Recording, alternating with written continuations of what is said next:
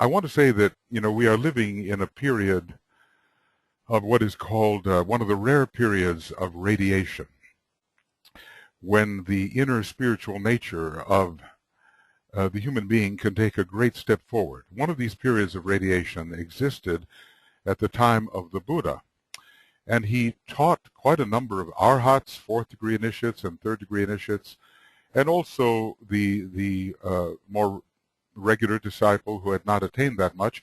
It was a important period of radiation for producing accepted discipleship, an understanding of what that meant, and the light of wisdom and the Four Noble Truths and the Noble Eightfold Path emerged from this, and light was thrown upon the path by that great second-ray soul, third-ray monad, who was the Buddha, overshadowing, I believe, the Prince Gautama, just as the Lord Maitreya overshadowed the Master Jesus. Then around the time of the Christ was another period of radiation. These periods of radiation are what I call ingathering, because the ashrams are becoming very magnetic, and we are supposed to open the door, attract those who are capable towards the ashram, because we're living in an intensive period of spiritual training. So at the time of the Christ, there was another and lesser period of radiation, but it was strong enough to really start a current in the Western world, and the theme was love and the movement towards initiation. Now, at this time, we are living in the greatest period of radiation. The new group of world servers is involved. Humanity has become a disciple and is reversing the wheel and is preparing for the first initiation, for the birth of the Christ consciousness within the heart. And this is perhaps the greatest period of ingathering that we have experienced thus far. And so our approach to the spiritual hierarchy of the planet and in service to humanity can be very intense and rapid if we take advantage of our opportunity, if we seize the day, so to speak. And all of us who have a real interest in the ageless wisdom are part of this ingathering, because we need to train our consciousness so that it can see into the world in such a way that the truths of creation and of life and of process on our planet are actually revealed. There are so many, there are so many illusory methods of thought, so many glamorous perceptions.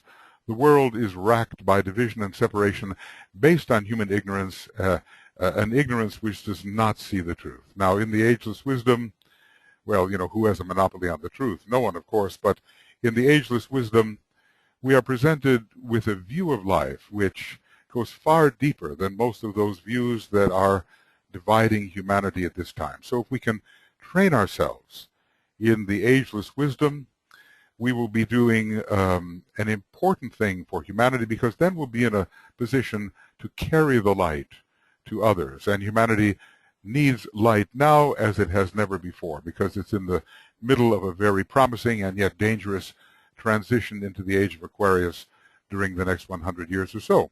So here we are together.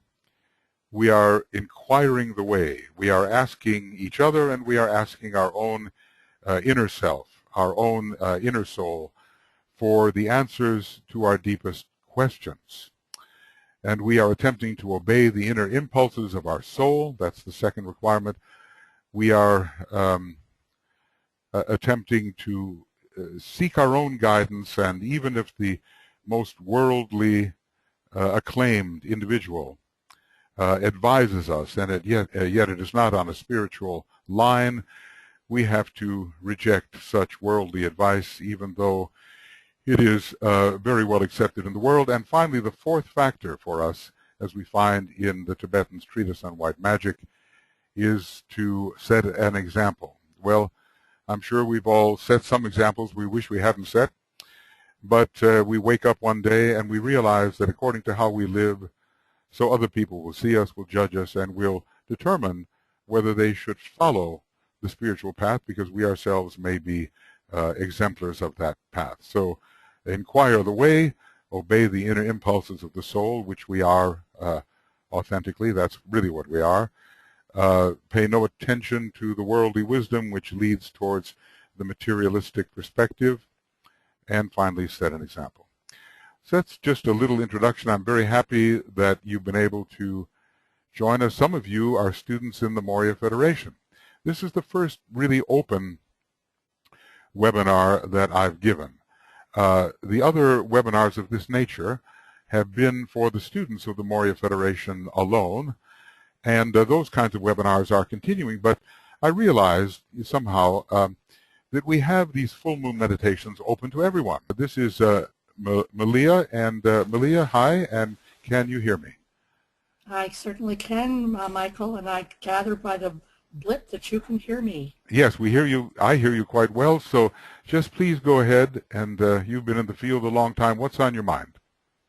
Well, in your most recent post on Esoteric Astrology Adventures, you made the comment that man's mind is stunned when he tries to consider the aggregation of impelling energies.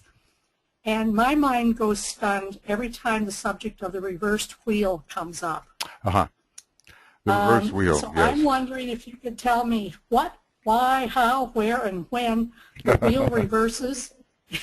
What does it mean? What does it mean?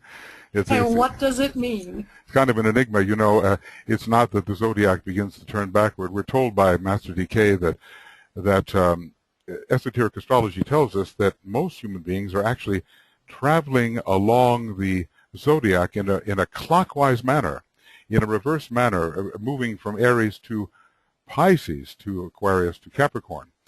And that when we begin to detect that there is a higher of the pairs of opposites within our nature, a higher power, whatever we want to call it, a soul, something spiritual, we reverse our direction on that wheel and begin to travel in the normal way that astrology usually considers as the sequence of the signs of the zodiac, namely Aries, Taurus, Gemini, and so forth. But we know that we don't live lives that are sequential, like now I'm going to live a life in Pisces, my next sun sign will be Aquarius, my next sun sign. It just doesn't work out that way. So what's the reversal all about? It has to do with a reversal of energy currents within the etheric body. They go in a different direction depending on whether you are truly an aspirant and a disciple or whether you're just living the normal personality life. If you're living the normal personality life, the high energies come in, they touch the higher centers and go right down below the diaphragm where they feed the personality life, and there they stay. That's the ordinary wheel. But if we are on the reverse wheel, the current of the etheric energies will enter from below or enter from above, go to below, and then be raised up into the higher chakras, which they will stimulate.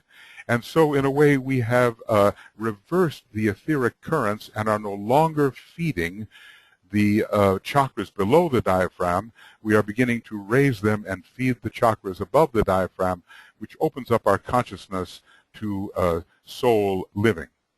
So I believe it is a metaphor, in a way, for the currents in the etheric body. Now, there's when does it occur? When the fifth petal of the egoic lotus in the love tier of petals begins to open on the higher mental plane, that is the time when the reversal of the wheel is first beginning. It doesn't happen all at once. What it means is the energy currents are flowing in two directions simultaneously. There's the backward drag, and some of the energy is being drawn down into the lower subdiaphragmatic centers, solar plexus, sacral, base of the spine, spleen, and some of the energy is attempting to rise. And we have cross currents going on for a long time. But finally, at the time between the second initiation and the third initiation, comes a sure reversal of the wheel. From that time on, the upward pull of the energy gains the greater momentum.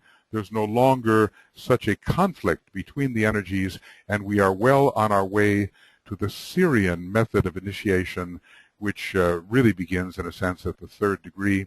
And from that time on, the wheel can be considered to be reversed. There's no more downward drag. It's only an upward draft, if you will. So that's sort of the psycho-spiritual way I have interpreted this reversal of the wheel. And later, when we can do some analysis of reincarnational cycles, we will see the signs in which and under which a person is born, with the sun sign in a certain place, the rising sign in a certain place, and then we'll be able to have a science about all this. But right now, I think that the explanation I've given is the one that I use, at least. Mm-hmm. Okay, well then, if that's the case, and that makes sense to me, how come we're using the counterclockwise chart when we do astrology charts? Counterclockwise is the correct way. In other words, most of the people, counterclockwise is Aries, Taurus, Gemini, etc. Clockwise is the reversed way. Or not the reversed way. Clockwise is the backwards way in the zodiac. So most of us who are in this field are people who have been aspiring for some time. And we have recognized there is a higher power, there is a soul, there is a spiritual aspect, the higher of the pairs of opposites, and we can begin to travel with the currents rising into our higher centers rather than just grounding in the lower ones. So we're using the right wheel. However, there's a lot of people out there who are doing astrology who are just in the personality life, and in a way, they're not using the right wheel. Nevertheless, we can interpret, here's what we can do. We can take the energies of their particular signs and interpret them in a sub-diaphragmatic way, as if they're occurring below the diaphragm, and help them raise them up. So it's just a convention which way we look at the wheel, but for the aspiring person, we're looking at it in the right way. Thank you, Michael. That helps a lot. You bet. Good, Malia. Yep, thank you very much. Okay, thank you. All right, let's see. I have here, let's see, wait a second. I'm just looking. I had 2 people up, and one was Reynaldo, if he pressed that correctly. Let's see. Reynaldo, did you have your hand up? The other one Yes, sir. Hello. Yes, sir. Yes. Okay, I'll try to hear you the best I can. Okay. What was on your mind? First, I would like to make a question about the book Esoteric Healing. Yes. In the page 705, there are the 7 healing techniques. Yes. Which the Tibetan told that a disciple in the beginning of the next century, 21st, would explain the questions. Would you please explain these techniques for us, or at least the basics of them? That's a very, very big question. It takes a course on esoteric healing to really get into that. Here we are, page 706, and he gives us a little bit of an explanation here. I think, of course, we do have someone in our group right here who may do a little better at this than I do, but I've been studying these techniques even though healing is not my particular area, and I would say that, interestingly enough, DK does not give us the entire explanation for any one of the techniques because he wants our intuition to work. When I study the first 2 techniques, what I understand is that the power of the monad is actually being invoked in these techniques, and one has to be well schooled in some of the basic radiatory work before this kind of work can occur. This is my course. But this is all about monadic healing. And it works, let's see, the highest then awakens within the one who knows and within the one who must be healed, and then the 2 are one. This is mystery deep. So it is actually a monadic source which is invoked here. Now, every one of these could be analyzed line by line, and in a sense, I hope to do that in the future. Right now, I'm working on astrology, but there are many enigmas that go on here. For instance, when he starts talking, well, this would take hours, okay? This would take hours to go into, but he uses numbers. And he says it starts from Shambhala with the first ray, and we call on the hearts of all those within Shambhala to send the dynamic force forth, and let it descend into the third, fifth, and the seventh. And he says, these words mean not what doth at sight appear. Do they mean the chakras, or do they mean the 7 principles?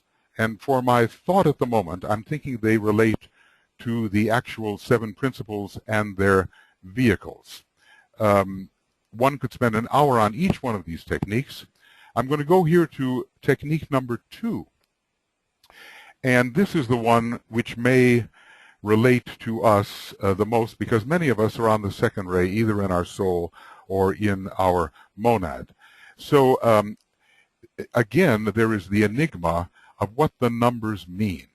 Let that magnetic living force withdraw and supplement that which is present in the 7th, which I assume to be the etheric vehicle, opposing 4 and 6, which I assume to be the Buddhic and the astral planes, to 3 and 7, which I presume to be the atmic and the etheric planes. In other words, he's dividing the rays between them, but dealing not with the mind, which is the 5, which can interfere very much with the healing process if it becomes too, analytical.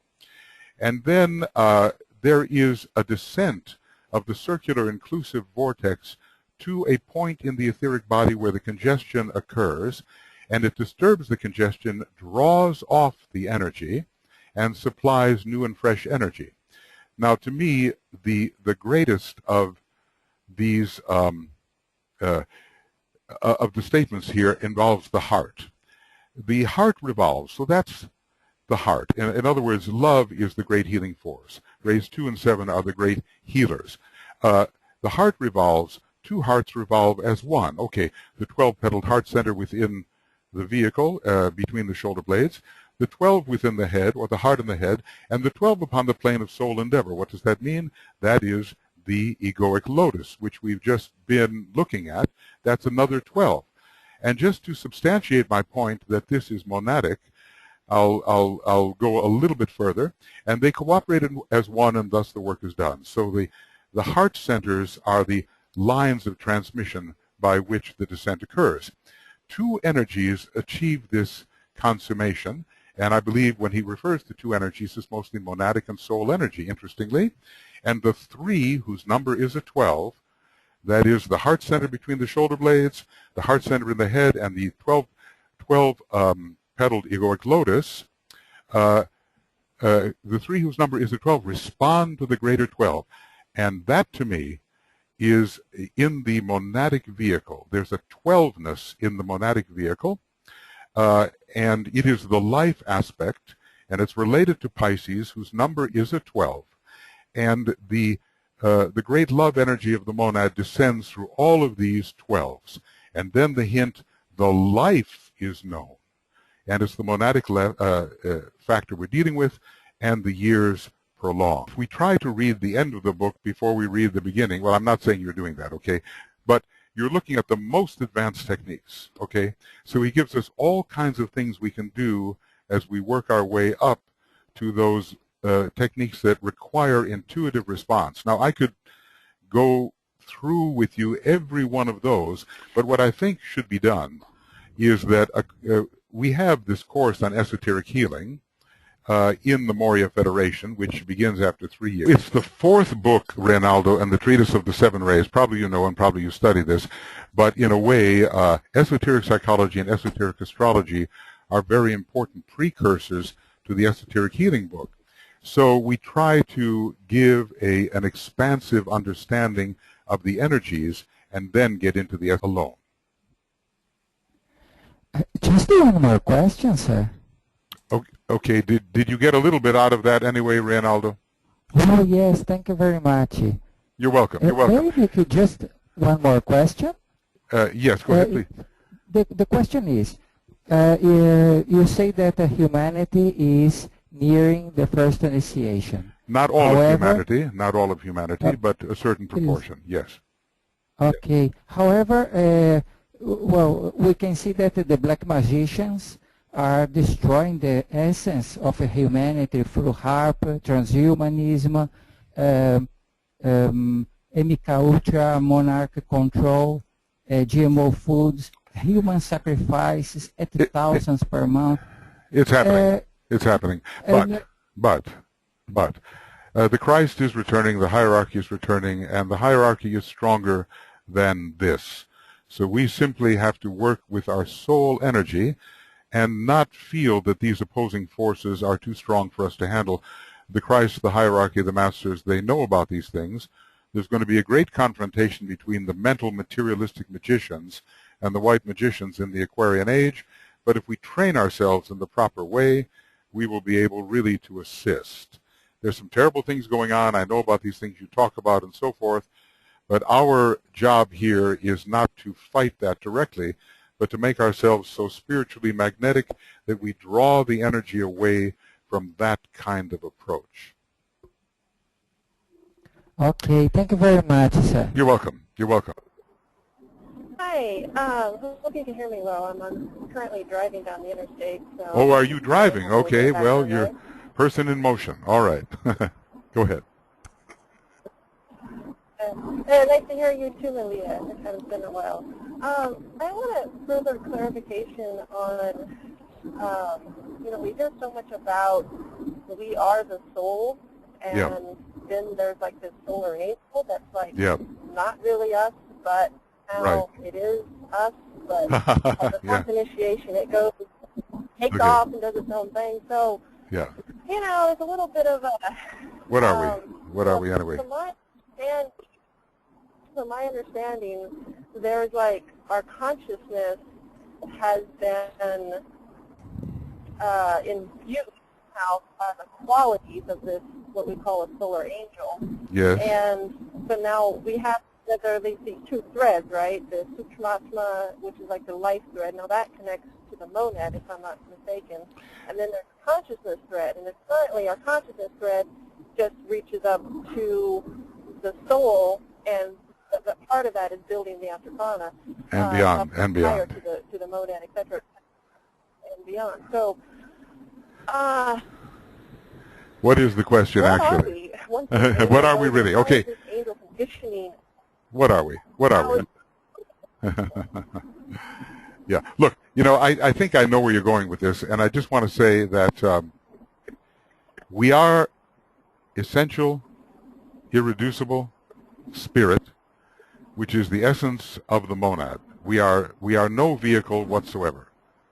And we are only the monad forever, which is not the monadic vehicle. So, when I say I am the spiritual triad, I am the monadic essence, the essential being within that field of matter we call triadal. Now, when I say I am the soul, I am not the soul. I am the monad within a vehicle called the egoic lotus, and that consciousness and being of the monad is much reduced within the egoic lotus, and while I'm there I say I am the soul, but really what I should be saying is I am the monad as the soul, or limited by the soul body. When we get down to the personality, am I the personality? No. I am the monad, which is the being and consciousness of my essence within the personality vehicles, and my consciousness, again, is much more limited by those personality vehicles. I am always and only the monad. Now, the solar angel was a human being in the previous solar system and has since been to the star Sirius for solar angelic training. It has, in a way, a different monad than the human monad. And yet the solar angel knows how to insert its quality surrounding the being and consciousness of the human monad, which has descended from this high point into the egoic lotus. The solar angel creates the egoic lotus as a vehicle for the human monad and pervades it with its quality and nurtures and improves the quality of the human being at a much faster rate than would be possible if the solar angel were not there. We are not the solar angel, and yet from a certain perspective, we are. Having pervaded the entire universe with a fragment of myself, I remain. That's what the solar angel says, as it stands outside the causal body and yet inserts an aspect of its consciousness within the causal body and is thus present to our consciousness within the causal body. When the solar angel goes back to the heart of the sun, when it goes back to the heart of the sun, we have developed sufficient qualities to rise to the feet of the solar angel. Okay, now I'm having a little trouble hearing, so go ahead. Go ahead. What is the sense of I-ness that we have? We have this sense of consciousness. We have that even as a monad. We have that even as a monad. Even as a monad, we know we are the one and the many simultaneously. But what happens is the solar angelic energy, which is suffusing the causal body, causes the animal awareness to reflect back upon itself so that the sense of center is produced. This quality of I-ness is a particular reflexive energy within the causal body which brings the outgoing animal consciousness back to a center which we begin to notice and identify with. So I-ness is just a reflex toward a center, and that center is our monadic self and its consciousness within the causal body. So what happens is the solar angel turns its energy, turns our outgoing consciousness around until we become aware of a center. We have forgotten all this because of our descent as the jiva. You ask actually a fundamental question, a difficult question, but I think what can happen here is just think of ourselves as the monad who is descending into various states of confinement.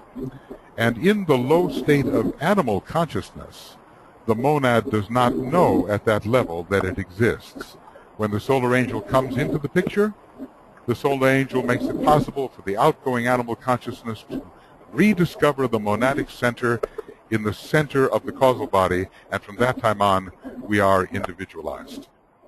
I think that's the best I can do with the question at the moment. It's a complicated one. I hope a little bit got through. Just remember, no matter whether we're personality, soul, triad, we are the monad in those fields of expression and those fields of matter. Nothing but the monad, and there is nothing but the monad, and there's only one monad in the entire cosmos system, and we are it in various states of emanation. Okay? And then a question for another day would be, why the descent of purpose? But why did it happen at all? Why is this going on? It's hard. It's kind of hard to hear a little bit. But anyway, in terms of the why, the whole thing is redemptive. You know, the monad is ruled by Pisces and Virgo. And these are two signs of material redemption. And the reason for the descent of the monad, even while it stays at home, it goes down, so it kind of bilocates. The reason for the descent of the monad is to lift the lower lives more rapidly into the light. And those lower lives are ourselves as well. So the whole drama is taking place within the one self, and it's between all the various parts of the one self. But, you know, another question for another day. You asked some tough ones, but that's what I can do at the moment, hearing you as I can at the moment. Okay, thanks, Rose. Thank you. Welcome, Victor. Hi. Hi there. Hi. I have a question. Since you were talking about the monad, you know, we know the soul, well, I know my soul ray, at least I hypothesize that I know it.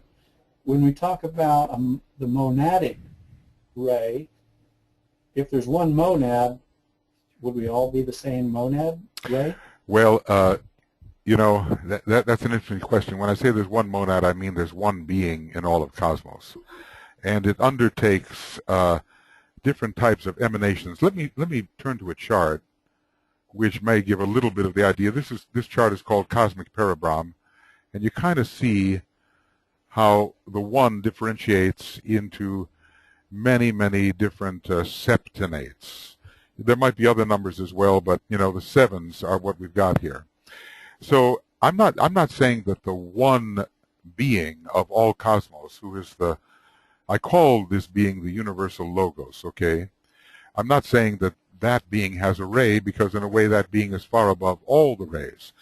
But when it begins to qualify into the 7 different streams of the spectrum, the 7 colors, the 7 notes, then it begins to take on a quality or a ray.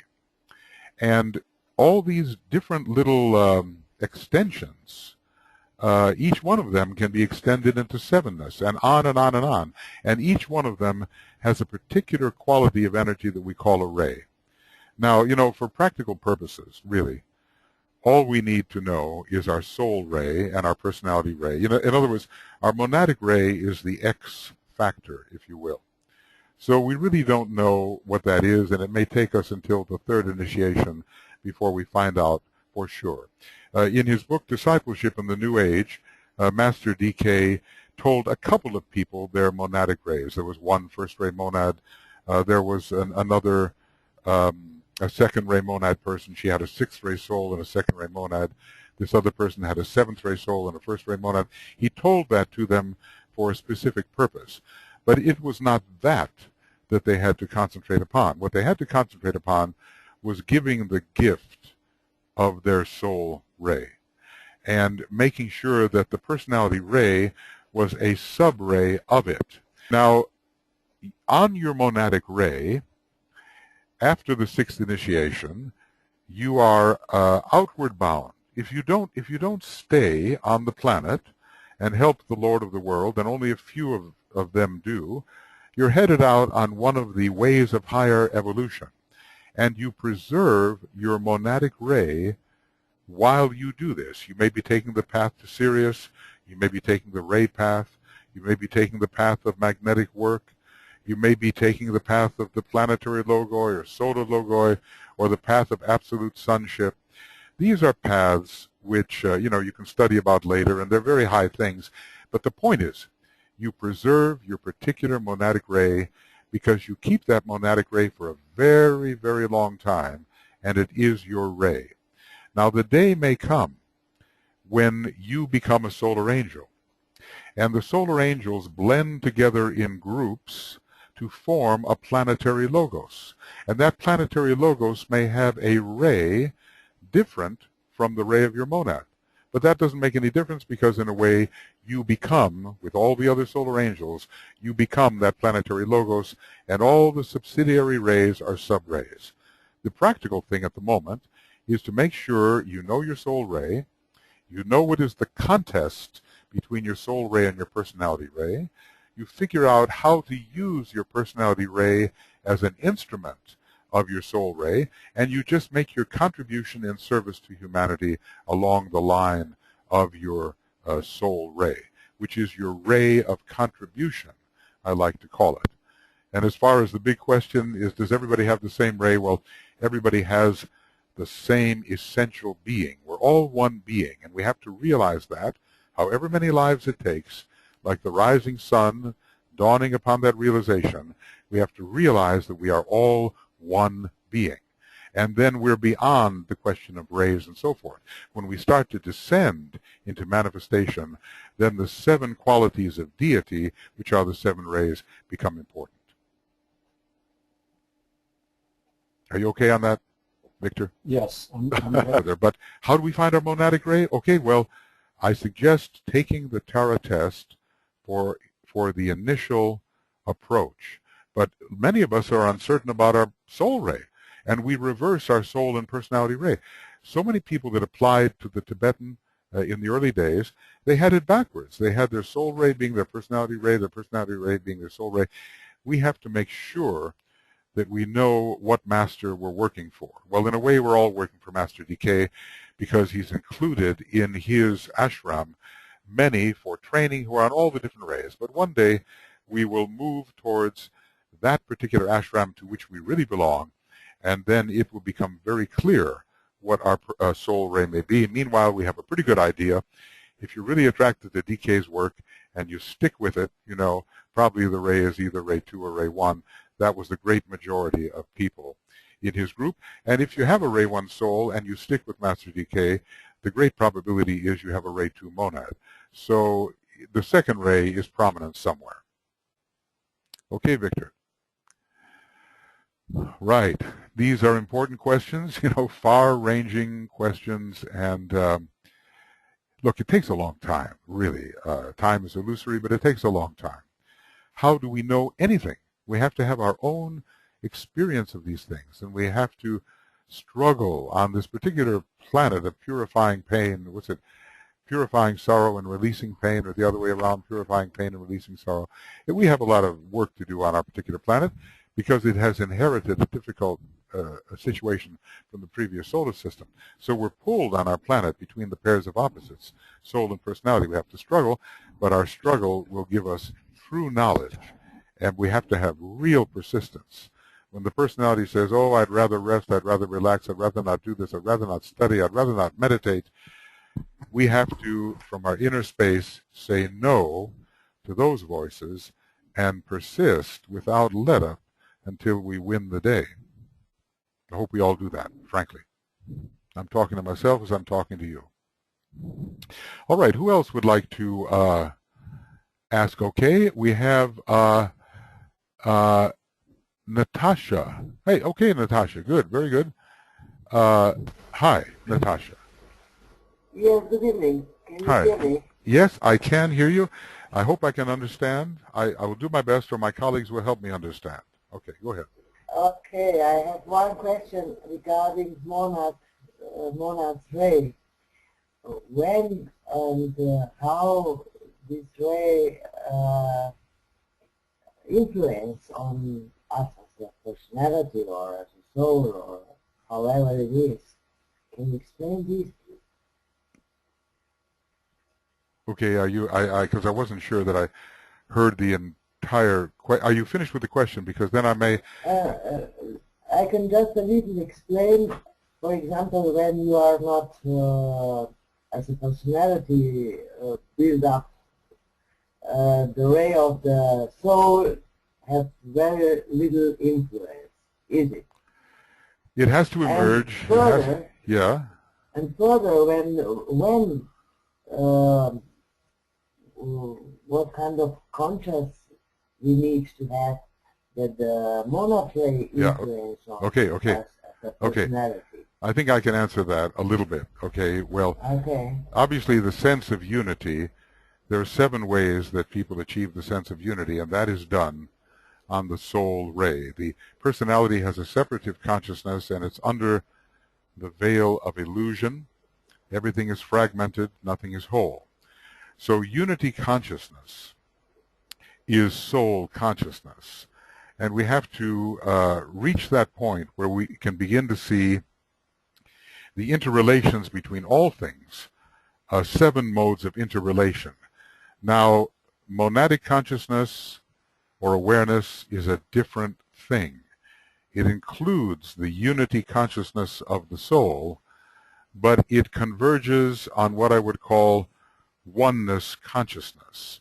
In other words, the soul sees the 7 different colors or notes, you might say, and the monad sees one essential being in all things. There is a factor in DK's teaching called isolated unity, and it is perfected by the time we reach the 5th initiation, and it begins to be meaningful perhaps around the 3rd initiation. We isolate the one in all of the many. That's what the monad does.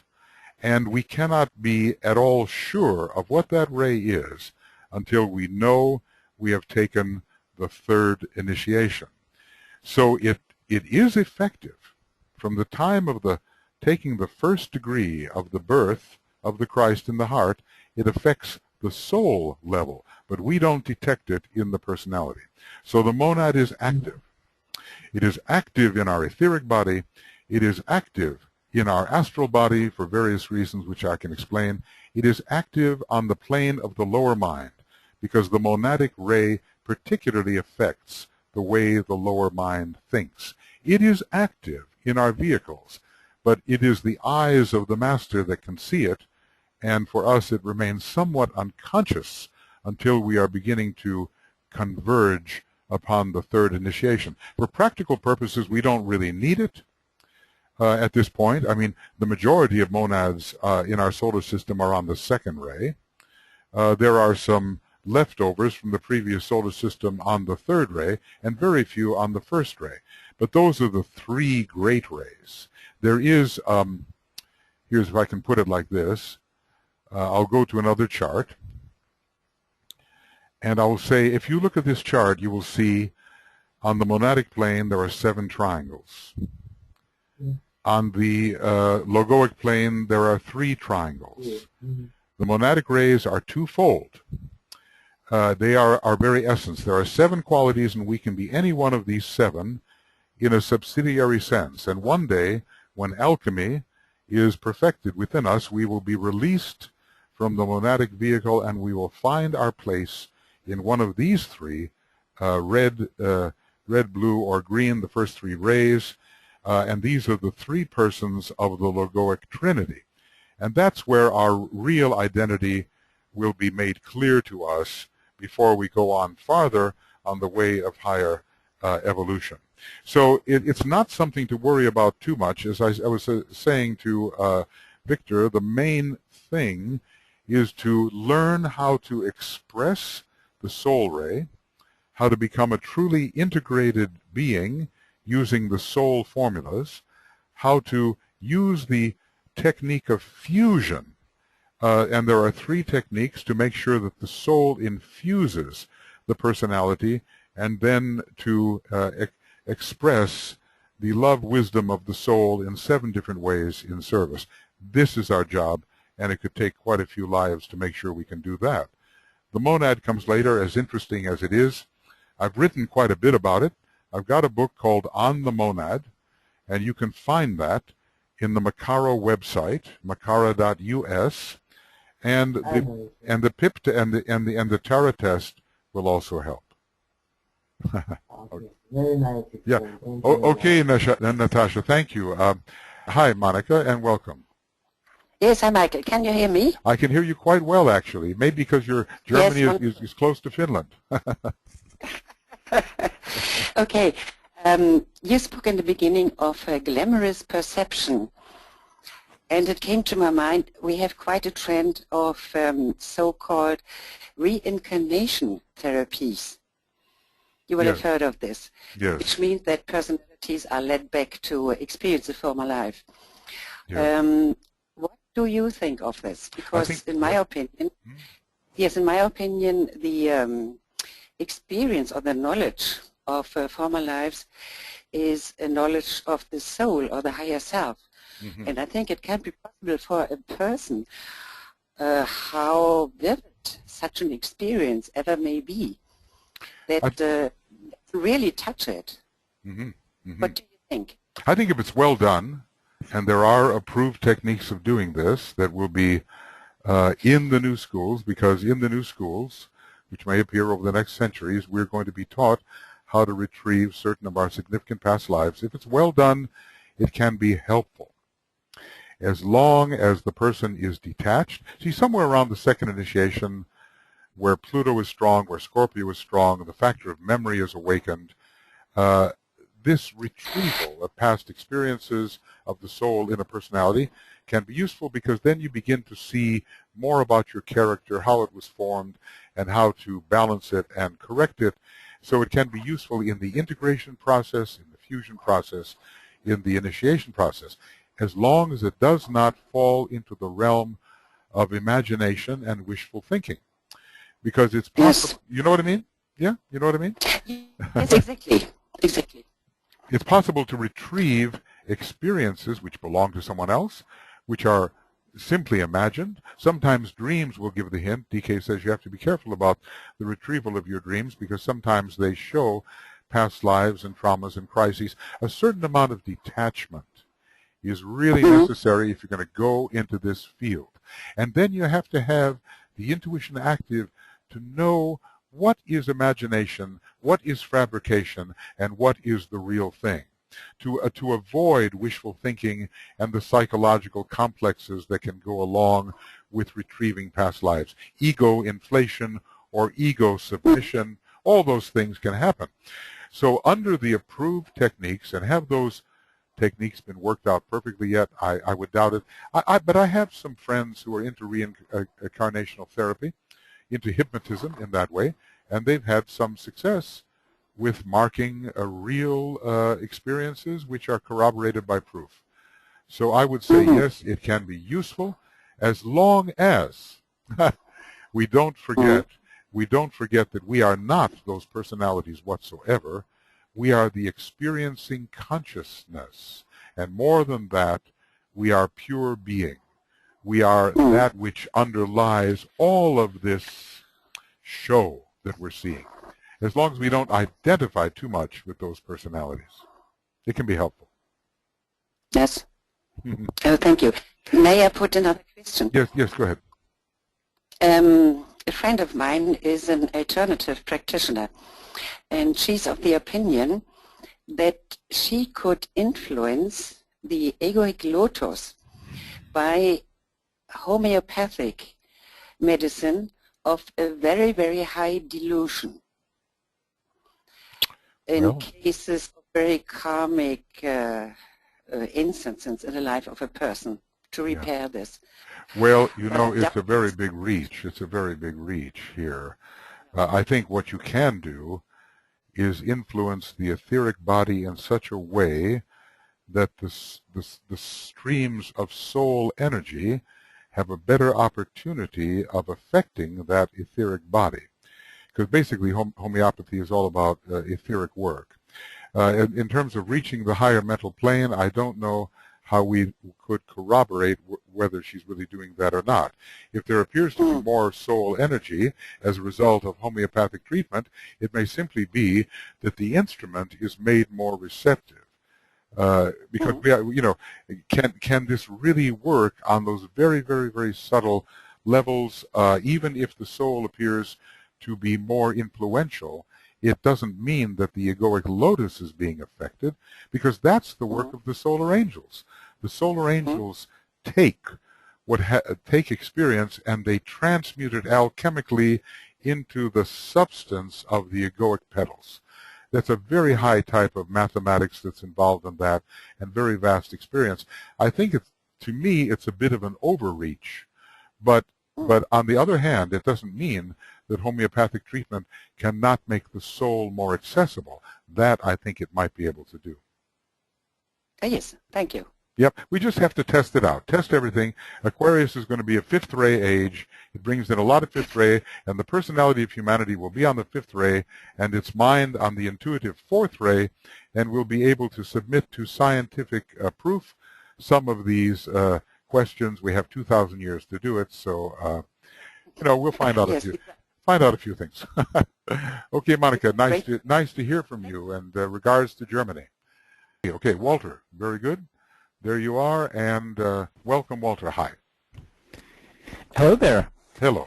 Do you have any thoughts about what is special about the year 2025 and the era of the forerunner that we're in now, and what can we do individually and as a group leading up to that time? Well, 2025 is the end of the year of the forerunner, which began in 1965. And this is sort of the John the Baptist process, heralding the way for the return of the hierarchy and the Christ. In 1966, we are told that the Christ assumed the vestures of the Buddha. The Buddha had left his triadal vehicles in a state of what? Suspended animation or something? So for the future use of the Maitreya Buddha, who was the Christ, so he could adopt those and use in the lower five worlds the wisdom and accumulation in those higher realms that the Buddha had achieved. So the year of the forerunner began approximately at that time, and it's a huge second ray, what DK calls spiritual propaganda effort. Every 100 years there is the centennial conclave of the hierarchy. You know, 1925, 1825, very important one. Now 2025 coming. I suppose arbitrarily or for deeper reasons they have decided that this is when they will meet. This is the time, we are told, when the first plans for the externalization of the hierarchy will in all probability be laid. So the beginning of the real externalization process will begin in 2025, and also, interestingly enough, the Tibetan will be beginning his third installment of teaching, and he did mention astrology specifically right around the year 2025. I would say 2025 and after. So what can we do?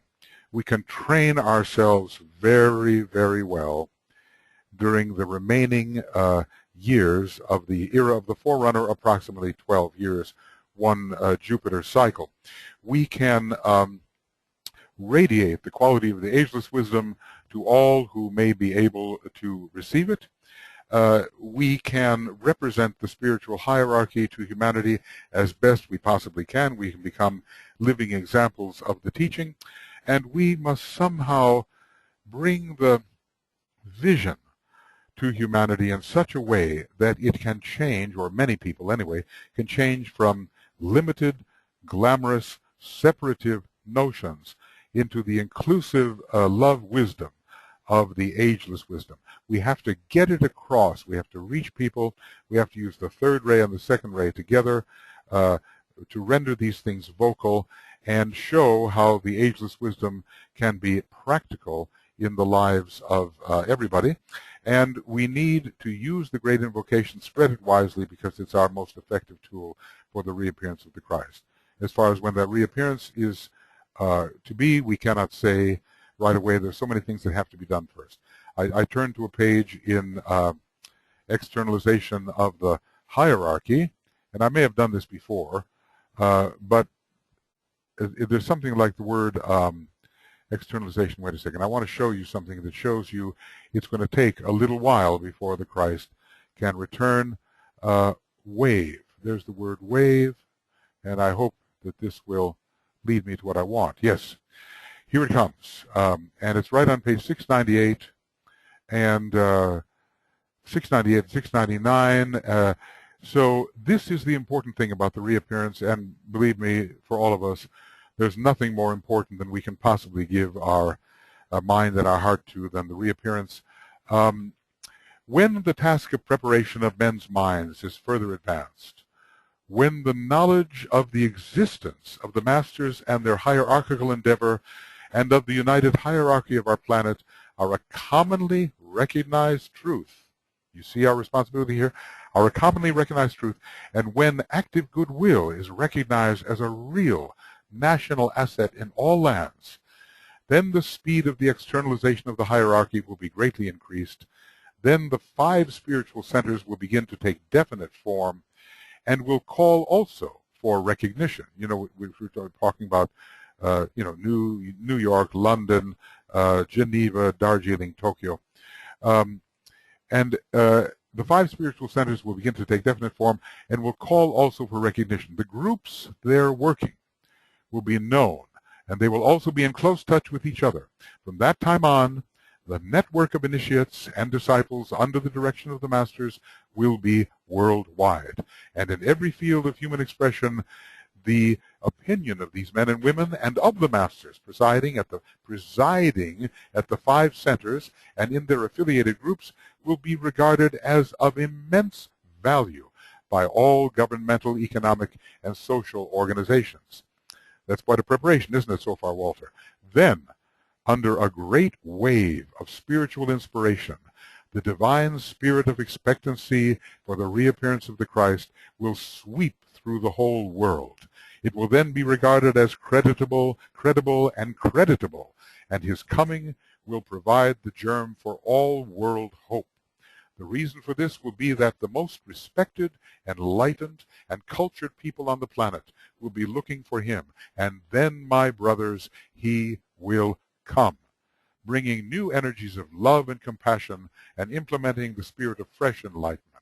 To these important events must be added the new revelation for which all men wait, and to which they will be able to respond owing to the needed and new stimulation. So those two paragraphs, Walter, are the ones which I think are the most illuminating on the timing of the reappearance of the Christ. And obviously, we have to spread that book far and wide, let people join the expectation of the hierarchy and the Christ, and give them good reasons for doing so. Reasons that the mind can appreciate, and not just that the belief can accept.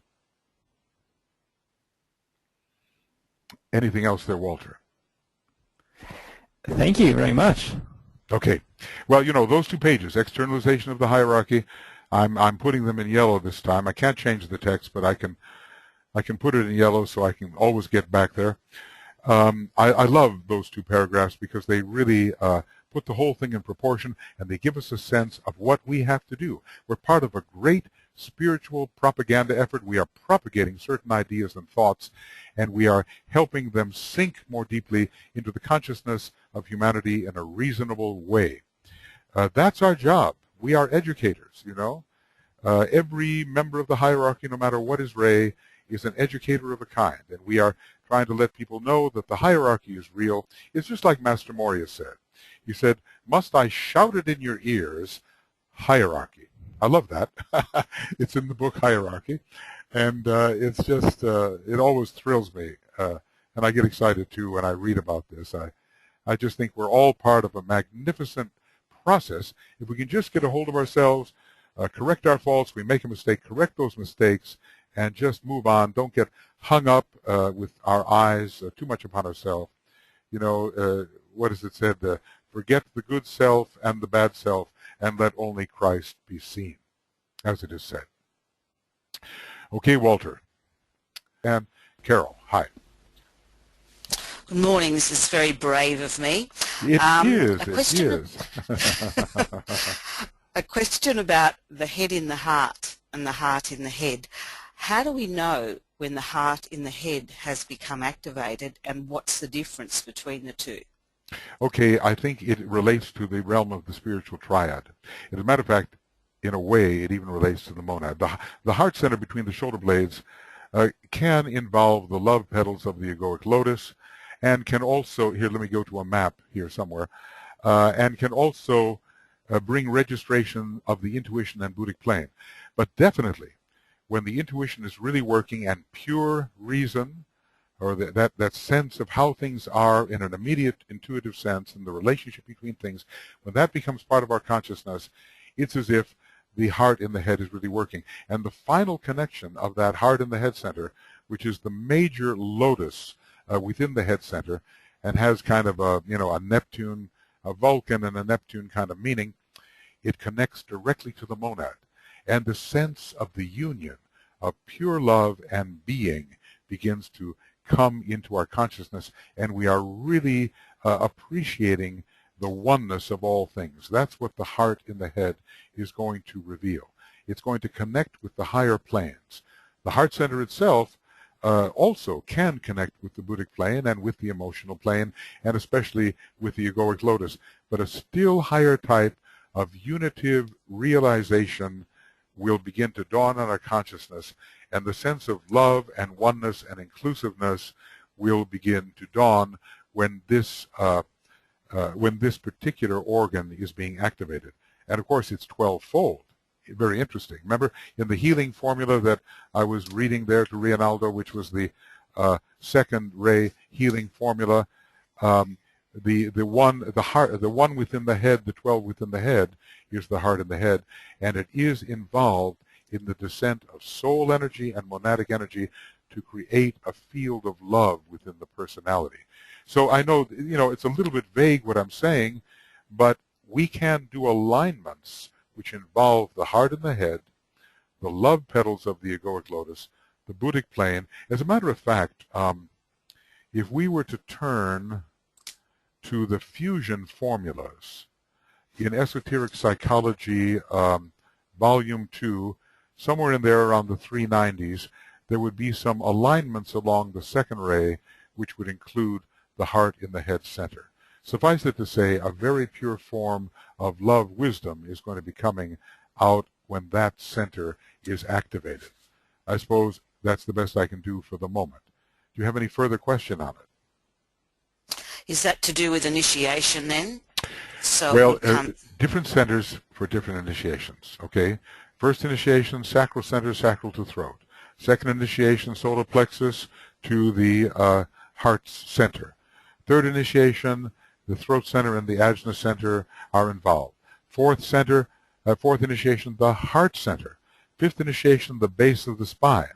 And now, when you're talking about that full flowering of the 1,000-petal lotus, let's not any one of us think that we're going to have the full unfoldment of the heart and the head until we become a master.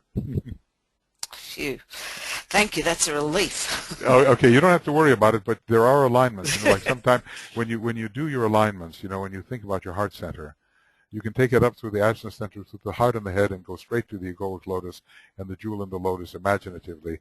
And the soul energy, which is 12-fold, can begin to descend through that higher center and down to the heart and ajna and so forth. So you can work imaginatively on that. The idea is just to have the wider impersonal love.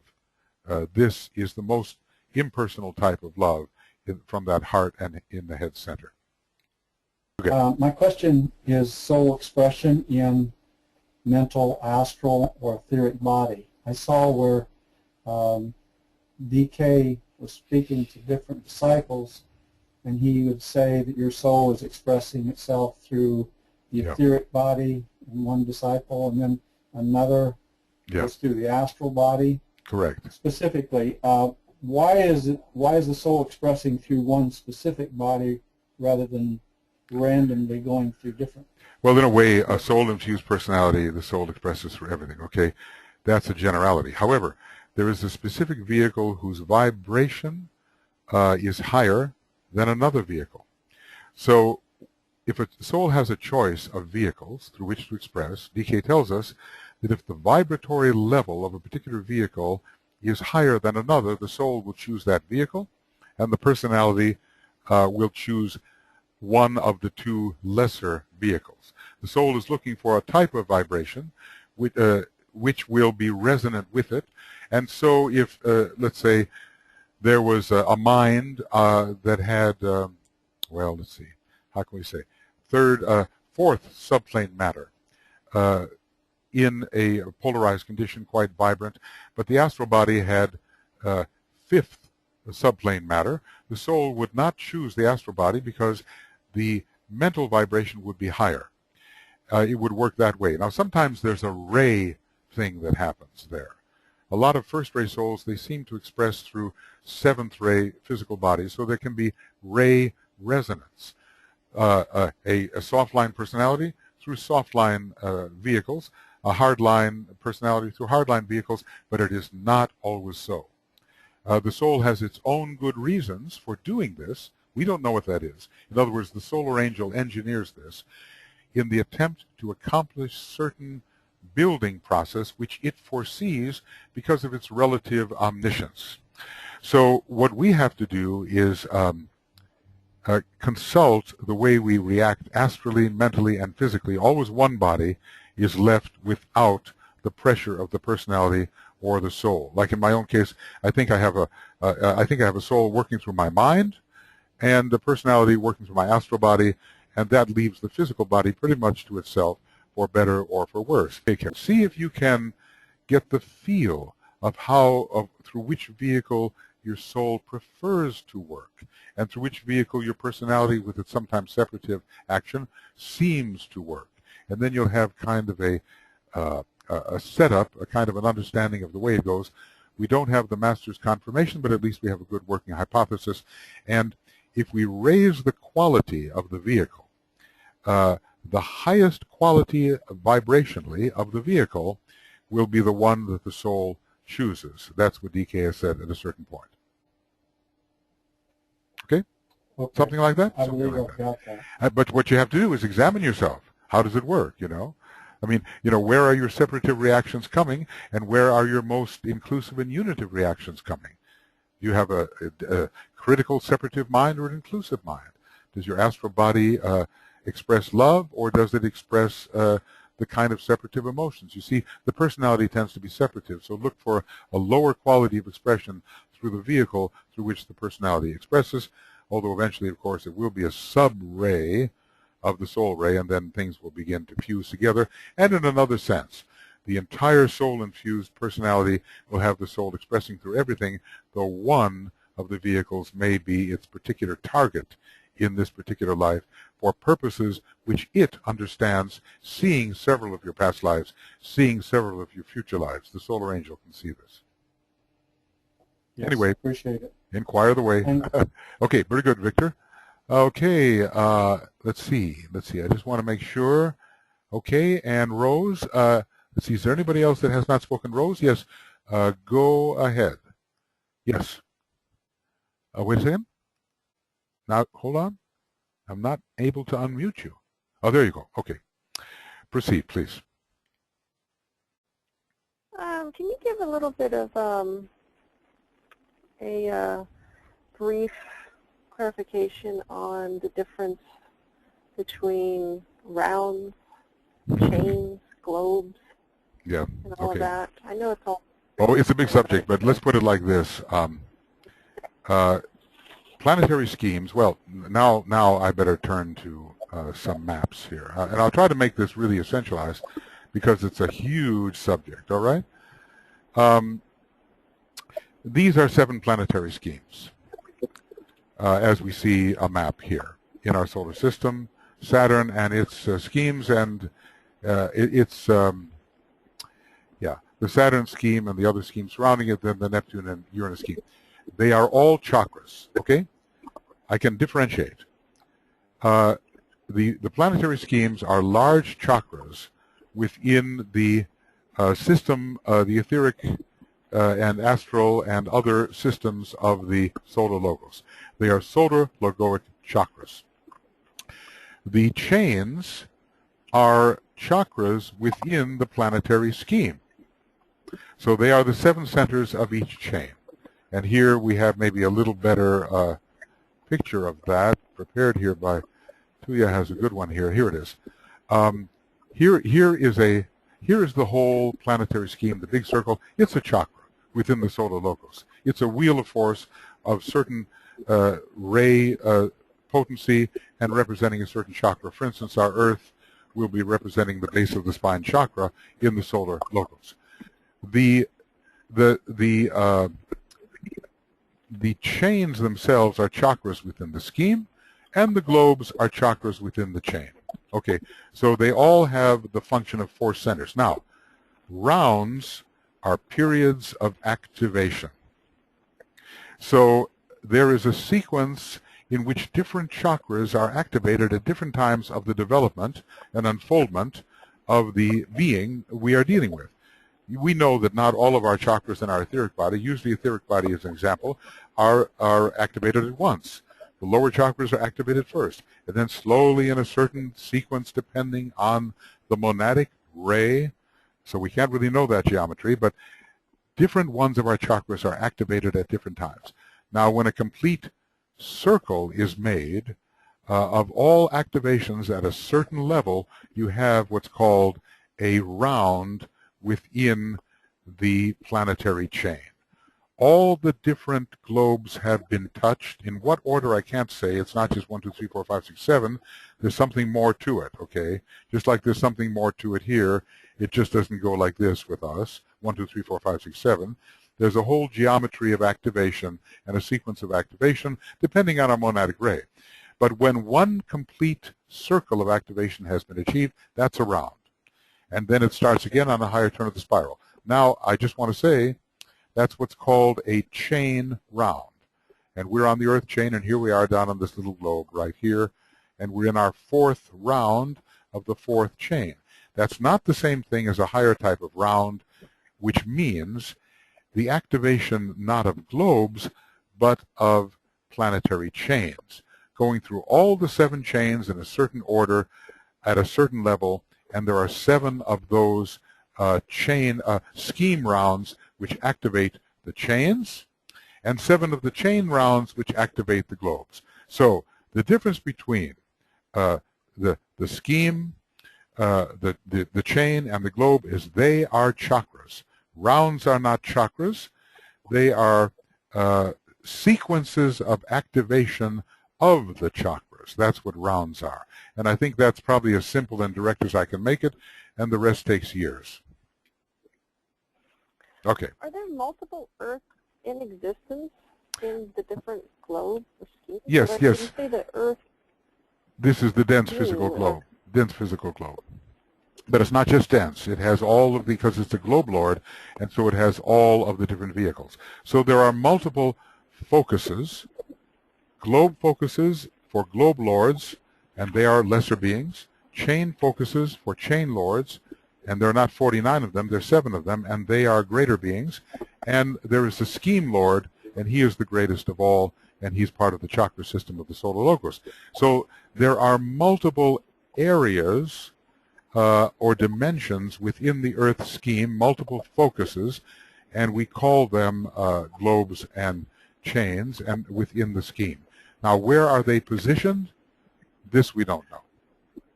They can be, as a matter of fact, superimposed and interpenetrating, and they are separated by electrical polarity. That's what it takes to go from one to another. Would each of these globes have their own hierarchy? Is it what? Will each have its own hierarchy? Each of these globes have their own Yes, yes, yes, and each of the chains do, and the scheme as well. And each of them, each of the chains have their, each of the globes have their own kind of shambolic correspondence. So there are Buddhas of activity, let's say. You know, they are shambolic beings. There are Buddhas of activity on the globe level. There are higher correspondences of Buddhas of activity on the chain level. And they're finally the greatest of the existences. The highest correspondences of the Buddhas of activity are found on the scheme level. I think if you go to page 873, approximately, right in there, of a treatise on cosmic fire, you will see that each of these areas has its own types of beings. But they're all emanations of the one logos. See, that's the whole thing. If we understand emanation, we'll understand how we can have many and how we can have one. Go ahead. Go ahead. So they don't correspond to the planes.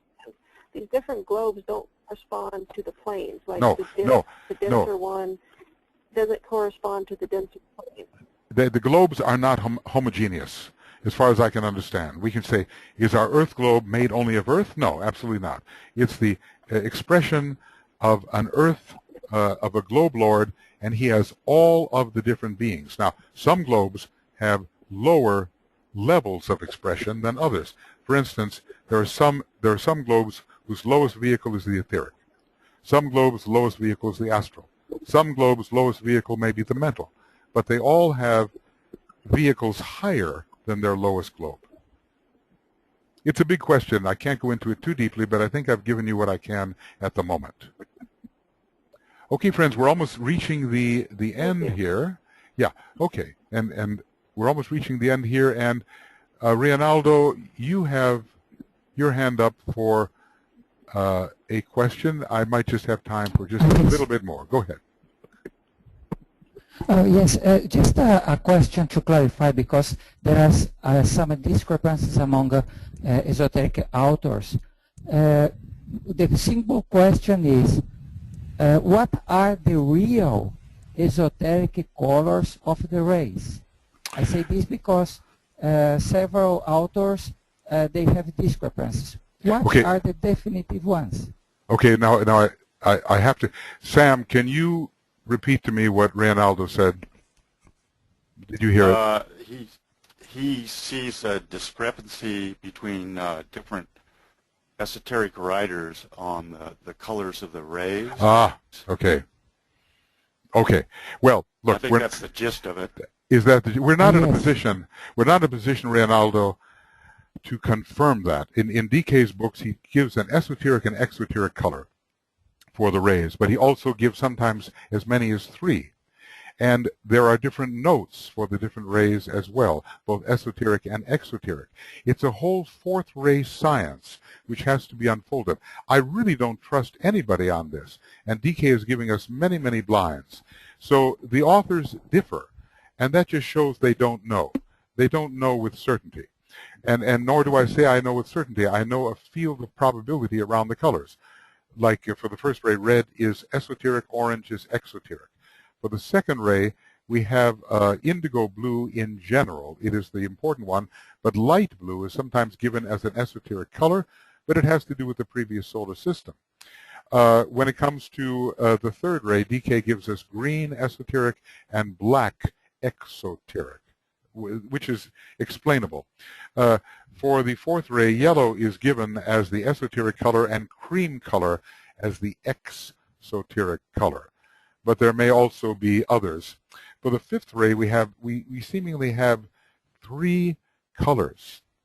Orange is the customary exoteric color, but sometimes yellow is also added as an exoteric color. You know, Mercury is involved with rays 3, 4, and 5, and the color of Mercury is yellow.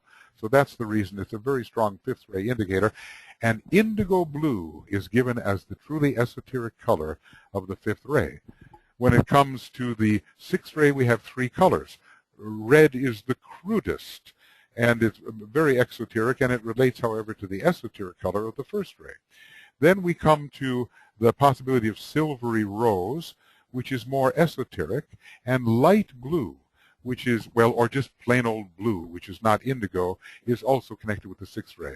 When it comes to the seventh ray, we have violet esoterically and white exoterically.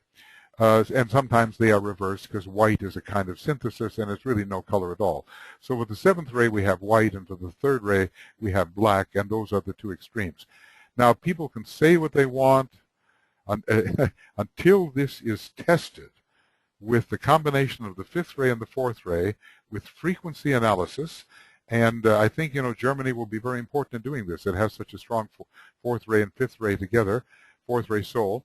Until this is tested out in terms of the effects upon people's etheric body, I just don't believe anybody. I mean, I will accept what the Tibetan said and what Blavatsky said as a working hypothesis, and I would not give my full belief to any of these varying systems, because it's just oftentimes what some psychic has conceived of, and there's no good reason behind it. That's the best I can do on that. Thank you very much. Okay, okay, very good. Thank you. You're welcome. Okay, friends, I think we're reaching the end here. I like to keep this at about an hour and a half or so. Is there anybody who has not spoken that would like to say anything? You don't have to ask a question. You can just say something if you wish. I want to evoke you if it is at all possible. We are really inquiring the way, aren't we? You know, we're asking questions of ourselves and of others because we're seeking the light that is transmitted via Mercury and then later via Uranus, the higher octave of Mercury. We are seeking the light.